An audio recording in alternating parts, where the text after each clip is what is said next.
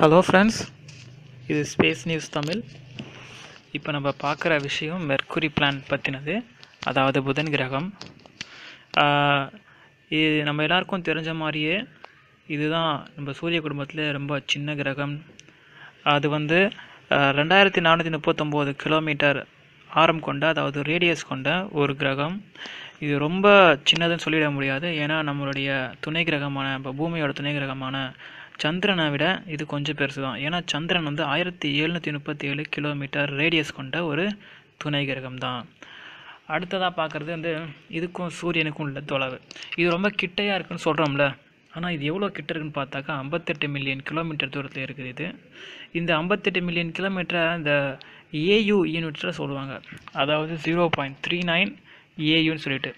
ஒரு ஏயு அப்படின்னாக்கா 150 million kilometre சேர்ந்தது தான் ஒரு ஏயு. அதுக்கு அடுத்து பார்க்குறது கொஞ்சம் ட்ரை பண்ணுங்கள் அதை புரிஞ்சுக்கிறதுக்கு. இந்த கிரகம் வந்து ஒரு ஸ்பின் பண்ணத்துக்கு, அதாவது தன்னைத்தானே ஒரு முறை சுற்றிக்கிறதுக்கு 59 நாட்கள் பூமியோட கணக்குப்படி.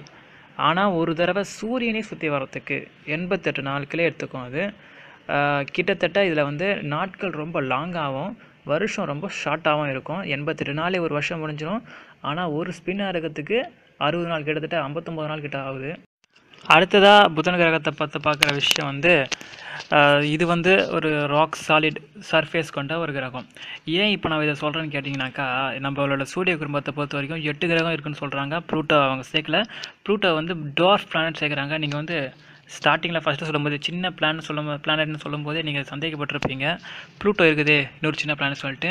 ஆக்சுவலி அது அவங்க கிரகம் லிஸ்ட்டில் சேர்க்கல, அந்த கிரகங்கள் லிஸ்ட்டில் சேர்க்கல, டார்ஃப் பிளானட் அப்படின்றாங்க. DWARF, டார்ஃப் பிளானட், சின்ன சின்ன குட்டி குட்டி கிரகங்கள்னு சொல்கிறாங்க. அது மாதிரி 2-3 கிரகங்கள் இருக்குது ப்ளூட்டோ மாதிரியே.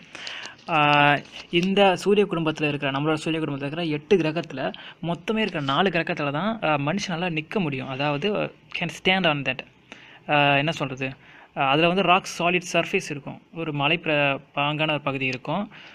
மற்ற எல்லா கிரகத்துலேயும் வந்து நிற்க முடியாதுன்னு சொல்கிறாங்க. அதாவது புதன், வெள்ளி கிரகம், நம்மளோட பூமி, அதுக்கப்புறம் செவ்வாய், இந்த 4 கிரகத்தில் மட்டும்தான் மனுஷனை நிற்கிறதுக்கான ஒரு ஒரு பகுதி இருக்குது, மலைப்பகுதி இருக்குது, சர்ஃபேஸ் இருக்குதுன்னு சொல்கிறாங்க.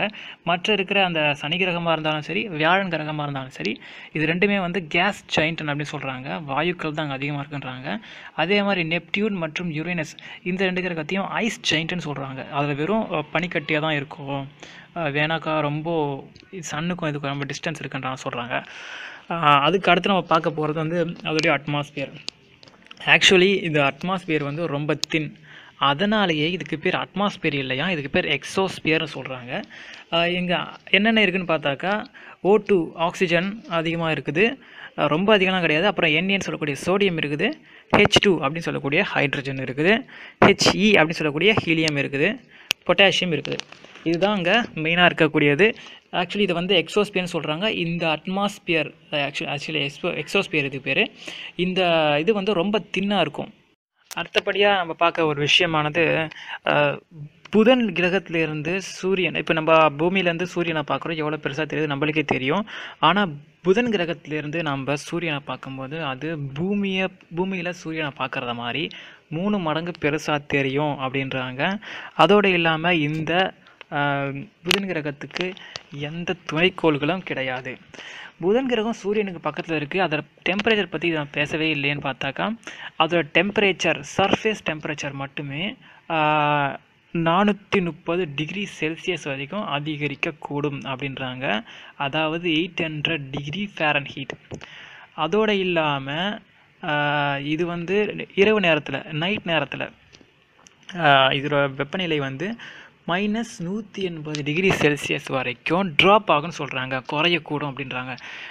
ஏன்னு கேட்டாக்கா, ஆக்சுவலி அதோட ரொம்ப நான் முன்னாடி சொன்ன மாதிரி ரொம்ப மெல்லிசாக இருக்கிற அதோட எக்ஸோஸ்பியர் சொல்லக்கூடிய அந்த அட்மாஸ்பியர் தான் காரணம். அதோடு இல்லாமல் அது முன்னாடி நான் சொன்ன மாதிரியே 59 நாட்கள், அது நம்ம பூமியோட கணக்குப்படி 59 நாள் தான் ஒரு ஸ்பின்னுக்கு எடுத்துக்கும். அப்படின்னா கிட்டத்தட்ட நைட்டுன்னு சொன்னாக்கா, ஒரு பகல் நைட்டுன்னு சொன்னாக்கா ஒரு ஸ்பின் ஆனால் தான் பகல் நைட்டு வரும். 59நாக்கா கிட்டத்தட்ட ஒரு 30 நாள் இல்லை 28 நாள் கிட்டையாச்சும் நைட் இருக்கும் நம்ம கணக்குப்படி. அதோட நைட் டைமிங் வந்து அதிகமாக இருக்கிறனால அதோட வெப்பநிலை குறைஞ்சிட்டே இருக்குது. ஆக்சுவலி இது எப்பப்பெல்லாம் பார்க்கலான்றதை பார்க்கலாம். ஆக்சுவலி இந்த கிரகம் சூரியனுக்கு ரொம்ப பக்கத்தில் இருக்கிறனால நம்மளால் சாதாரணமாக பார்த்துட முடியாது. இது வந்து ரொம்ப அதிகாலை நேரத்தில் பார்க்க முடியும். அதோடு இல்லாமல் கிரகணங்கள் ஏற்படுற நேரத்தில் பார்க்க முடியும்னு சொல்கிறாங்க.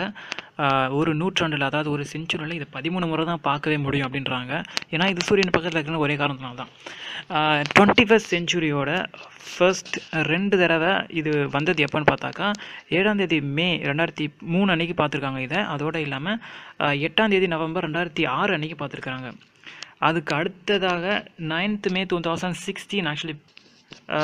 அதுக்கு அடுத்து கடைசியாக இப்போ பண்ண போகிறது வந்து நம்மளுக்கு பார்க்க போகிறது வந்து 2019 தான் வரும். நம்ம பார்த்தாக்கா நவம்பர் 11 2019 வரும்னு சொல்லியிருக்கிறாங்க. ஓகே, இந்த வீடியோ உங்களுக்கு பிடிச்சிருந்தாக்கா லைக் பண்ணுங்கள், பிடிக்கலனாக்கா டிஸ்லைக் பண்ணுங்கள். தேங்க்யூ ஃபார் வாட்சிங்.